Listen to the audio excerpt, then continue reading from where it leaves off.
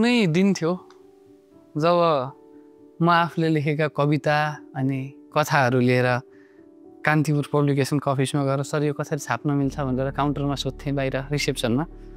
अनि सेतो पार्टीलाई 15-20 वटा मेल लेखेर बल्ल बल्ल एउटा कविता छापिन्थ्यो। त्यो बेला आफूमा एकदमै धेरै हुटुटी थियो क्या, कसैलाई आफ्नो कविता सुनाउन पाए, आफ्नो कला कतै देखाउन पाए भन्ने एउटा त्यो मञ्च खोज्ने लालसा हुन्छ नि, त्यो चाहिँ एकदमै कडा रहेछ क्या भित्र। अनि म एकदमै रेस्टलेस थिएँ, सबैतिर जहाँ मिल्छ जता मिल्छ गर कविता भन्ने हुन्छ के गर्ने, त्यसरी गरिरहेको थिएँ। अनि एकचोटि के विचार आयो भन्दाखेरि कविता सङ्ग्रह छाप्नुपर्छ जस्तो लाग्यो। अनि मैले आफ्ना कविताहरूलाई सङ्कलन गरेँ अनि एउटा पाण्डुलिपि बनाएर मैले सुरुमा चाहिँ नेपाल पब्लिकेसनमा लिएर गएको थिएँ।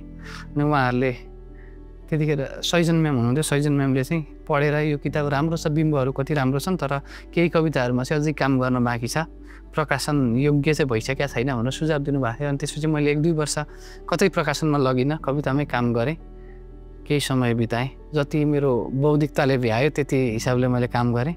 अनि फेरि प्रकाशनमा लानु पर्यो भनेर 2 वर्षपछिको कुरो हो। अनि प्रकाशनमा लिएर जान खोजेँ।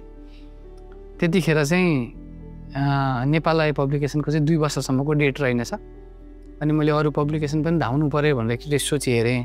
त्यसपछि अरू पब्लिकेसनमा जाँदा चाहिँ मलाई के भयो भन्दाखेरि कसैले तपाईँको पाण्डुलिपि नै नपढिकन तपाईँको किताब छापेको 1 लाख लाग्छ, 1.5 लाख लाग्छ भनेर कुरा गरिदिनु भयो।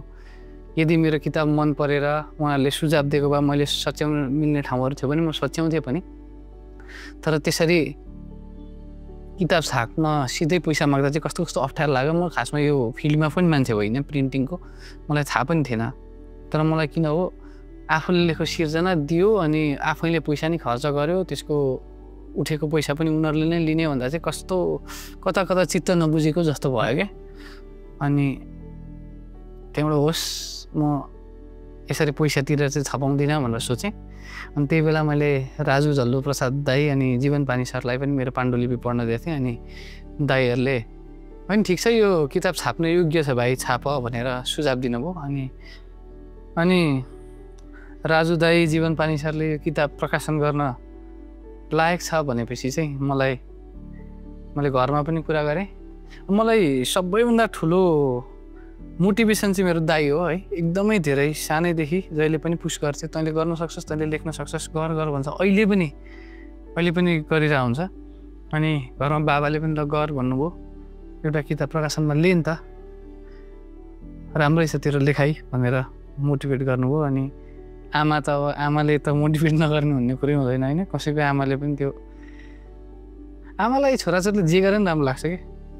अनि मलाई पनि आमाले ल ठिक छ तैँले गर्न सक्छस् भनेर सबैले मोटिभेट गर्नुभयो, भाउजूले मोटिभेट गर्नुभयो, ल ठिक छ भनेर। अनि त्यसपछि मैले चाहिँ ल अब चाहिँ म प्रकाशनमा लान्छु है किताब भनेर सोचेको हो मैले। त्यसपछि म त्यतिखेर म्याक्स मिडियामा काम गर्थेँ एड एजेन्सीमा। अनि हाम्रो विकास दाई विवेक साथीले एकदम धेरै सहयोग गर्नुभयो यो किताबको आवरण बनाउनेदेखि भित्र सबै थोक लेआउटहरू हेर्ने। अनि त्यो गरेर मलाई बिस्तारै मोटिभेसन आयो। अनि मैले ल ठिक छ भनेर मैले एकजना चिनजानको हाम्रो दाईबाटै यो किताब प्रिन्ट गर्नुपर्छ भनेर प्रिन्टमा लिएर गएँ। अनि किताब निक्लियो पनि। अनि तर त्यो निक्लिसक्दा पनि के भयो भन्दाखेरि मलाई एकदम ठुलो चुनौती आइपऱ्यो क्या।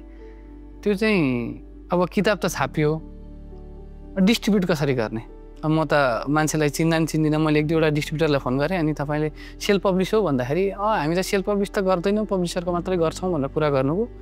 अनि त्यसपछि ठ्याक्कै त्यतिखेर मेरो किताब यात्राबाट विकेशजी अनि विकेशजीलाई भेट भएको थियो। अनि मैले उहाँसँग कुरा गर्दाखेरि चाहिँ उहाँले के भन्नुभयो भन्दाखेरि ठिक छ तपाईँहरू इन्डिभिजुअल आर्टिस्टलाई नै हामी सपोर्ट गर्छौँ भनेर कुरा गर्नुभयो। अनि त्यसपछि ल ठिक छ भनेर सिधैसँग भेट भयो। अनि किताब यात्राबाट मेरो किताब सेल हुन थाल्यो, मलाई एकदम धेरै माया मिल्यो।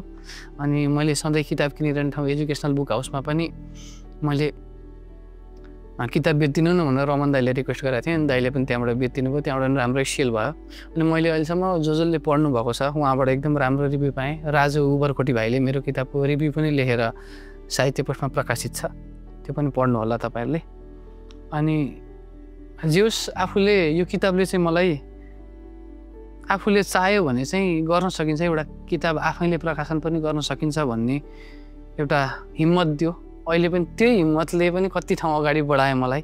पछि म पोएट टाइटलको कन्टेस्टेन्ट भएर पनि गएँ अनि यो किताबले पनि त्यो मञ्चमा उभिनलाई मलाई हिम्मत दिइरहेको थियो पछाडिबाट।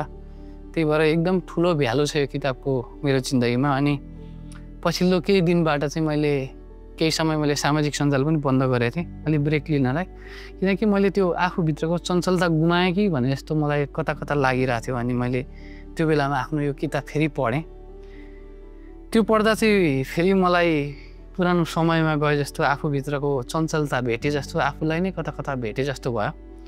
अनि मैले सोचेँ कि केही प्रति मसँग बाँकी थियो, 100% जति बाँकी छ किताब। अनि यो किताब चाहिँ मलाई यति मोटिभेसन दिन्छ भने यो किताबले अरू पाठकलाई पनि त केही मोटिभेसन देला भनेर मैले त्यो आफ्नो आलमारीमा राखिरहन चाहिँ ठिक लागेन। त्यही भएर यो किताब म फेरि सेल गर्दैछु। अहिले चाहिँ यो म आफ्नै इन्स्टाग्रामबाट, आफ्नै सोसियल मिडियाबाट सेल गर्छु। अनि यो नेपालभर डेलिभर हुन्छ। तपाईँहरू कसैलाई यो किताब चाहिन्छ भने तपाईँले मलाई डाइरेक्ट मेसेज गर्न सक्नुहुन्छ। अनि फेसबुकमा पनि मेसेज गर्नुहोला।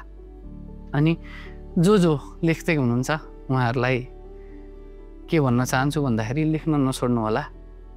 यदि कोसिस गरिरह्यो भने कता न कताबाट तपाईँलाई बाटो खुल्छ अनि तपाईँको पनि किताब प्रकाशन हुनसक्छ।